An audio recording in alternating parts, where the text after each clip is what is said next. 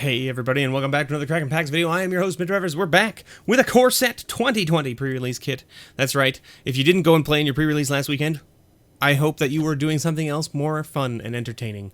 Because if you weren't playing Magic, then hopefully you were having more fun doing something else. Because Magic is really fun to play, and pre-releases are one of the best places to do that. And get to know a whole bunch of new people, and get to see the new cards in paper for the first time, and all of that good stuff. That being said, when I went by my pre-release on Sunday to pick up a kit, and like register for my event and then walk away without opening it so that I could open it for this channel, there was nobody there. The event on Sunday didn't fire. So that's unfortunate. Hopefully that's not a sort of an idea of whether this set is any good or not. How does this open? I see you. Whoa.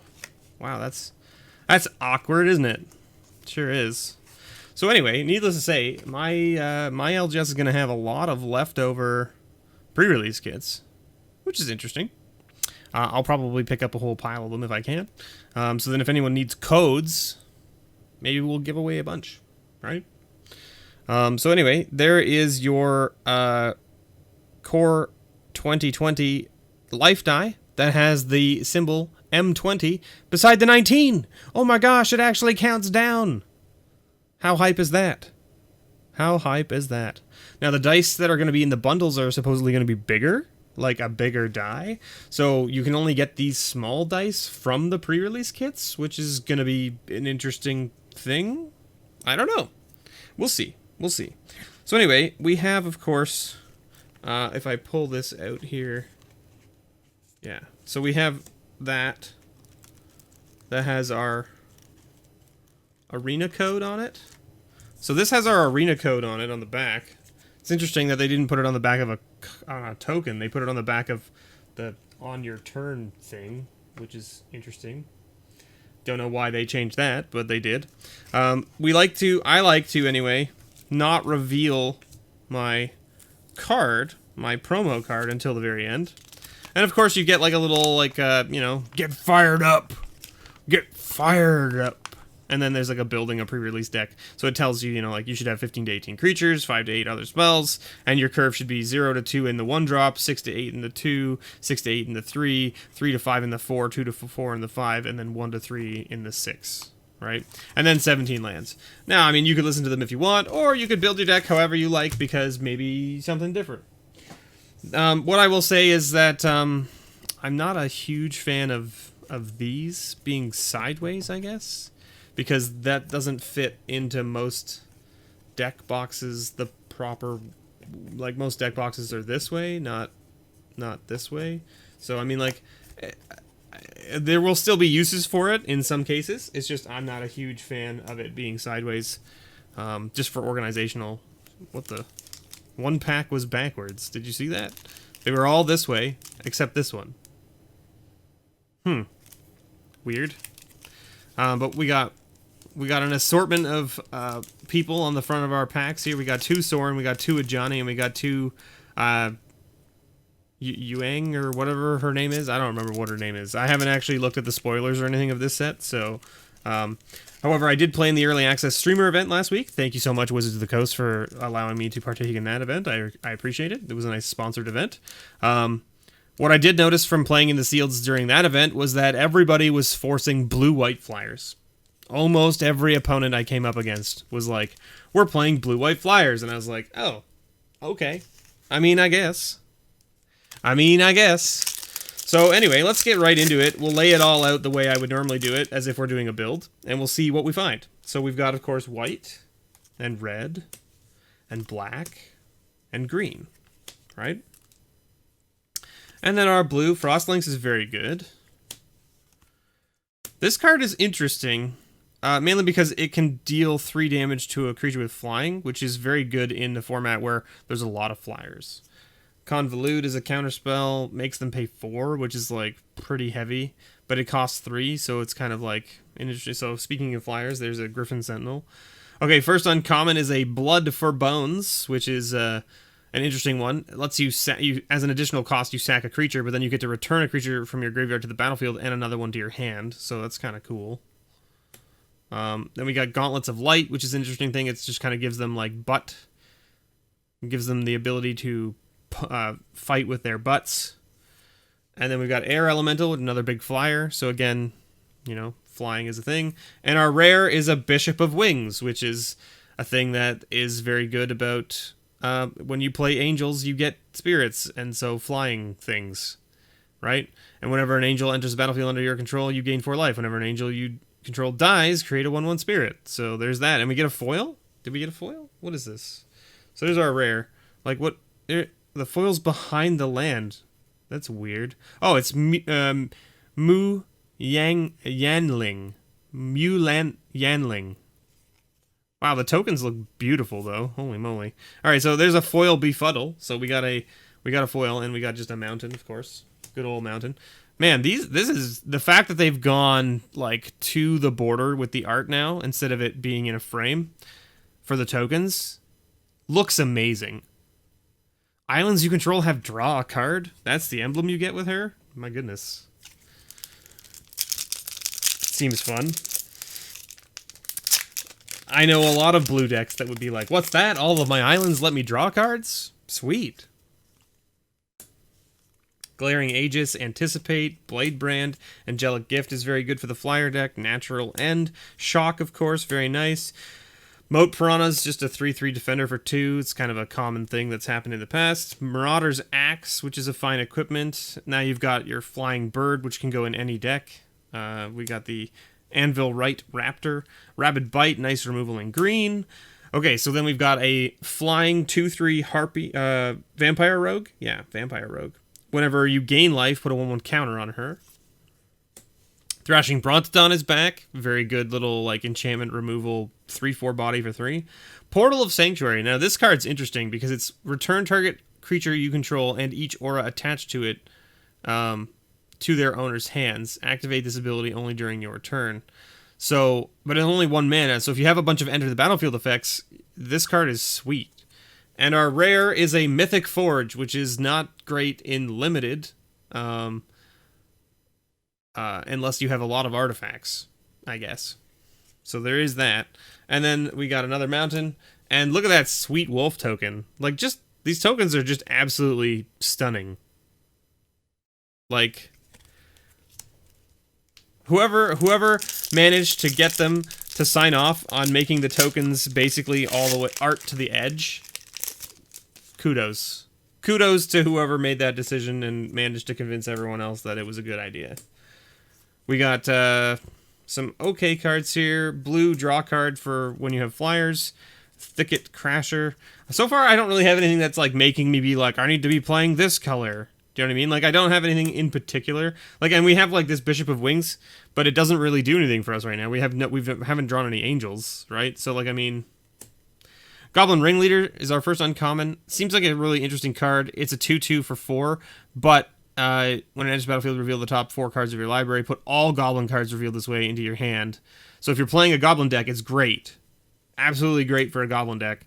Not so great for limited, because you're not going to have that many goblins, most likely. Barkhide Troll is a fine little 2/2 for 2. It's a bear, but it comes in with a 1/1 counter, so it makes it a 3/3, so it's not really a bear. But you can remove the token to give it hexproof until end of turn, which is a thing. Fry, which is a 2-mana instant that can't be countered, and it does 5 damage to target creature or planeswalker that is white or blue, so it's color-specific. So color-specific things are a thing that's back in this core set. We got Icon of Ancestry, so it's a 3-mana artifact that says, as Icon of Ancestry enters the battlefield, choose a creature type. Creatures you control of the chosen type get +1/+1. Pay 3, tap it, look at the top 3 cards of your library. You may reveal a creature card of the chosen type from among them and put it into your hand. Put the rest in the bottom of your library in any order. So it's an interesting little artifact to go and find tribal things. We got a forest and that zombie token. It's just, the tokens just look absolutely stunning. Absolutely stunning. I don't know, like, I mean, part of me is like,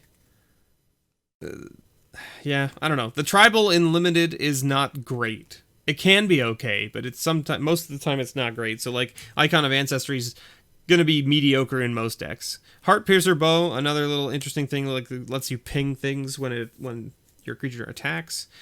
We got a life gain guy, Feral Invocation, Brightwood Tracker, Dagger Sail Aeronaut, Octo Prophet, Infuriate, Pacifism.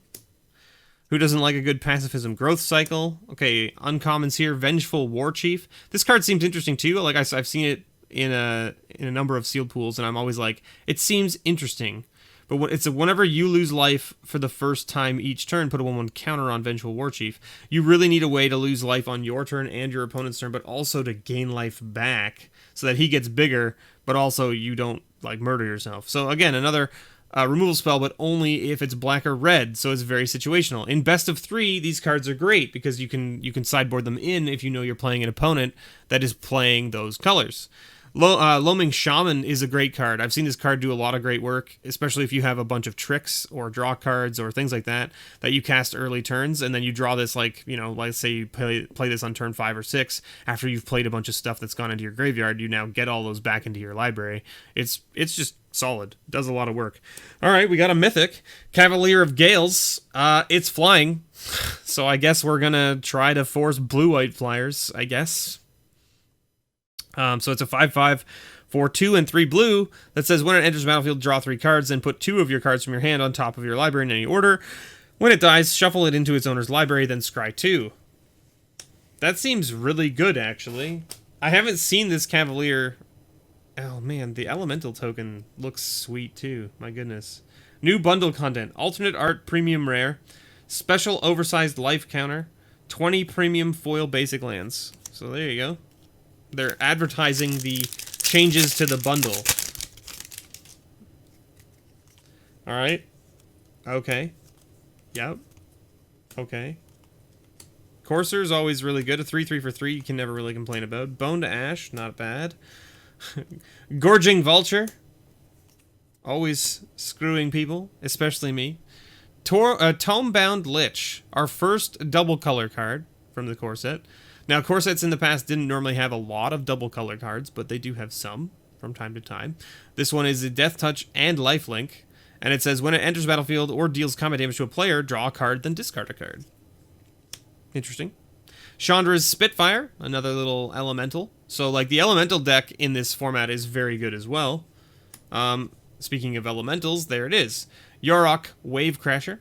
So when it enters the battlefield, return another creature you control to its owner's hand.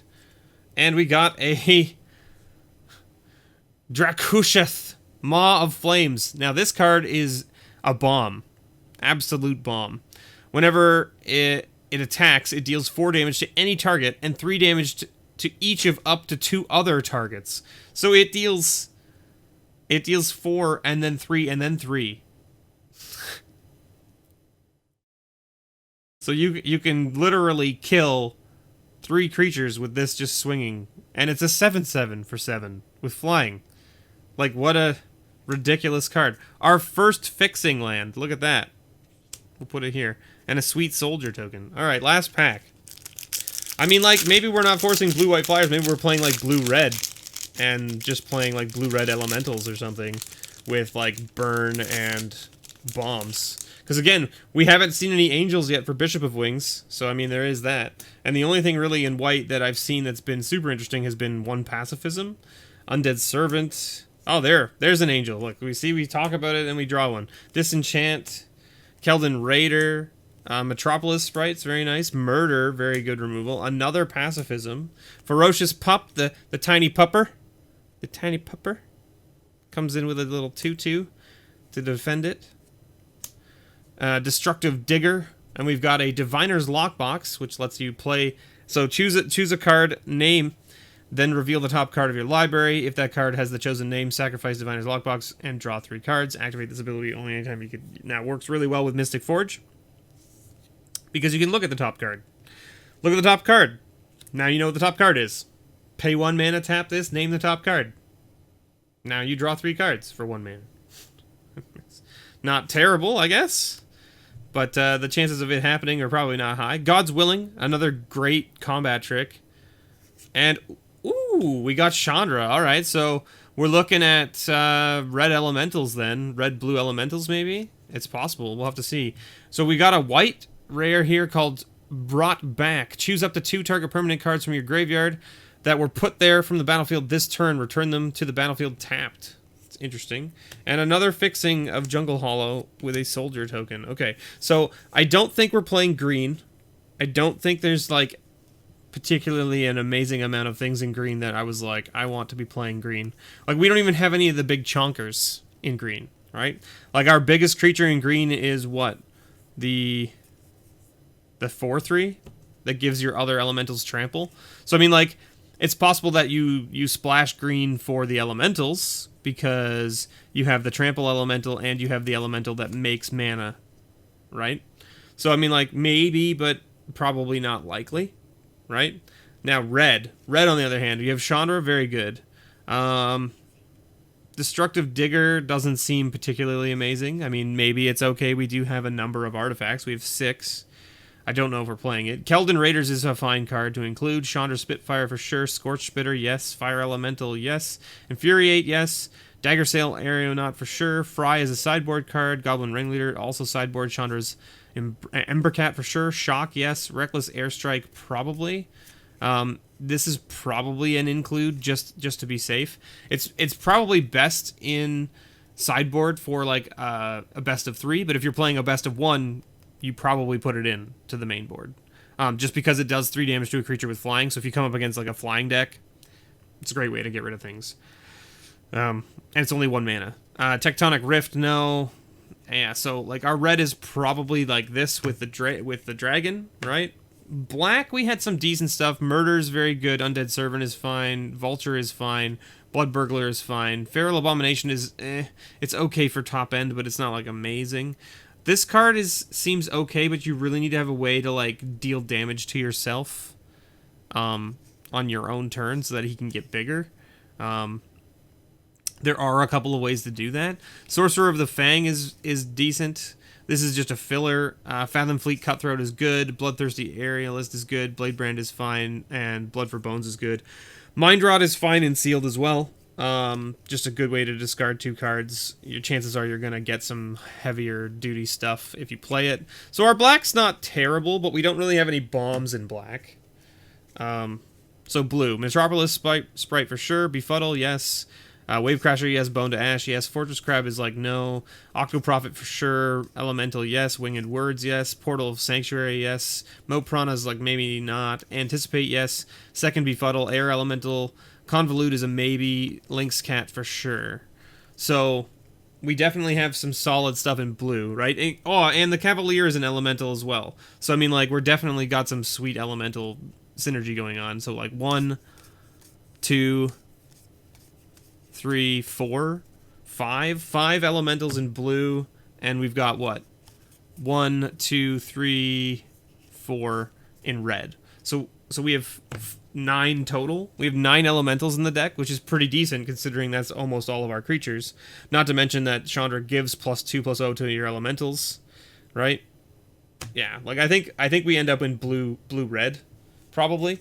I don't think, like, white has some very good stuff. God's Willing, yes. Pacifism, yes. Disenchant is fine. It's very good in this format just because there's so many enchantments that do things like Pacifism or like the blue sleep paralysis ones and that kind of stuff. Dawning Angel, very good. Daybreak Chaplain is fine. Moorland Inquisitor is fine. Devout Decrees sideboard. Pacifism, yes. Soulmender, not so great. Griffin Protector is very good. Moment of Heroism is fine as a trick. Inspired Charge, not so much. Angelic Gift is good. No, yes. Battalion Foot Soldier. We only have 1 of these, so that's a no. So, like, even our white is, like, not super strong, right? Like, we have some good control. We got 2 pacifisms. But other than that, it's not amazing. So, yeah, like, I think we end up... And we only have 1 angel for the Bishop of Wings, so, like, the Bishop of Wings is not going to do a whole heck of a lot for us. So I think we end up in blue-red. I think that's where I would end up with this deck, right? Because we also have the Anvil Rot Raptor that we can play. We can bring in the Marauder's Axe if we really need the extra. So, like, how many playables do we have? 1, 2, 3, 4, 5, 6, 7, 8, 9, 10, 11, 12, 13, 14, 15, 16, 17, 18, 19, 20, 21, 22, 23. So, I mean, like, 23 is, like, right where you want to be for 17 lands, right? So I mean, like, we could look at like playing some other things. I guess like the Icon of Ancestry is not bad for our deck because we can pick Elemental, so all of our Elementals will be bigger, and then we can look for Elementals off the top of our deck, which seems not terrible. We don't really have a lot of removal, unfortunately, in blue and red. I guess that's the main concern with this deck, is that our removal is not really removal. We have like a bounce spell. Yeah, we have a bounce spell. No, we don't even have a bounce spell. We have no bounce spell. We have 2 Befuddles. We have a Bone to Ash. And that's all we have for removal in blue. We have, in red, we have an Infuriate and a Shock, as well as the Dragon. So we don't have any removal for early game stuff at all. Like, no control, no removal. So it's kind of iffy in that sense. But I think that, like, just playing a very aggressive blue-red elemental deck was probably fine. I don't know what our curve looks like, so let's just see.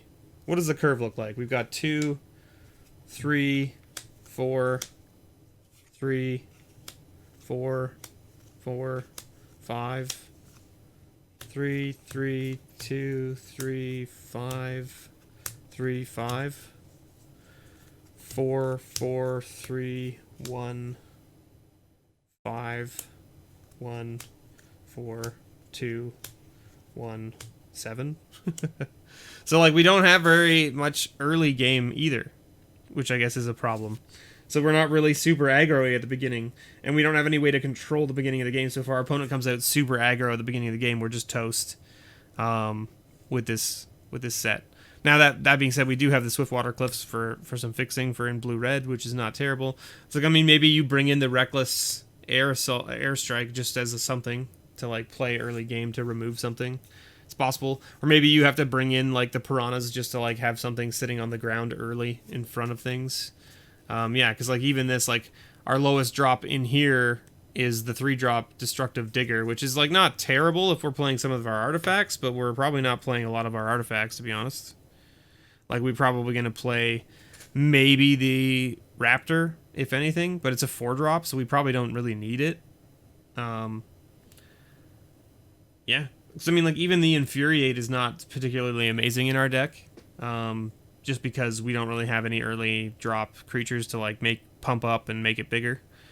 But I think that this is what I would end up playing, is like kind of like a blue-red elemental deck. It's probably what I would end up playing. I don't think our black or our white is, like, particularly strong enough to do anything. Like, it's possible that maybe you try to splash black into your blue-red as Grixis, just so that you can get access to, like, Murder and some of your early drop black creatures, just so that you can have something in the way. But I don't think it's worth it, and I don't think there's enough elementals in green for us to... Like, our green's not terrible from the aspect of we do have some early drops that get in the way of stuff. Right? Because, like, I mean, we have the 2-drop elemental that's an 0/3 that adds a green, right? Then we have the Pup in 3, and the Centaur in 3, and the Loaming Shaman in 3, and the Barkbridge Troll in 2, and the Thrashing Brontodon in 3. So, I mean, like, we have some decent creature curve in green, but we don't have enough elementals in green to kind of combo with the blue-red, right? I think we end up with this. I think we end up with this. Anyway, let me know your thoughts. What do you think? What would you have done differently with this kit, right? Would you have tried to force blue-white flyers with the angel thing? Or, like, we don't really have angels to play, really, but, like, who knows? I think that we want to play the Cavalier of Gales. It seems really good. And I think we want to play the Maw of Flames, which I think is just a bomb that you can't avoid playing. So, and I think, like, I mean, you get to play the Icon of Ancestry with the Elementals, so there is that. Oh, we didn't even see what our promo card was. Oh. Well. That's not really useful. We didn't even need to look at it. It's an interesting card. Field of the Dead is an interesting card. But with what we have here, right, like, we have Swiftwater Cliffs, Jungle Hollow, Field of the Dead. You need 4 other lands just to trigger this the first time. Right? So that means you would have to run 4 of the 5 basic lands. And at that point, the chance of you getting all of your lands plus this to start making tutus is so unlikely that it's not worth it. This card is probably great in some other formats where you can have, you know, multiple tap lands and stuff out by turn 5, and then have a whole bunch of different named lands and stuff, and you could make a bunch of zombies. Absolutely, sounds great to me, to be honest, but not in this sealed pool, that's for sure. Anyway, thank you so much for watching, everybody. I've been your host, MrBevers. This has been a Core 2020 pre-release kit. I hope you all enjoyed. We'll see you all next time. Don't forget, if you want to help support the channel, you can totally do so over on patreon.com/MrBevers. I do have things like, you can support with just a couple, like $1. Anything helps. Yeah. But if you want to get a reward yourself, anything at the $8 or higher tier in MTG pretty much gives you a grab bag or something like that. So you will walk away with cards yourself. I'll mail them out to you every month. And you'll also get added to the patron pile polls every month you roll over. So you will get something additional from my One of Anything series, or One of Everything series, I should say. My goodness, not One of Anything series. One of Everything series that I'm doing from all of my LGSs in and around the area. And if you can't support with monetary value, you can just like, subscribe, share, tell your friends, tell your family. Every view counts. Every sub counts. Thank you so much. And if you can't do any of those things, thanks for just watching and being here. I hope you enjoyed. And as always, may your pulls ever be better.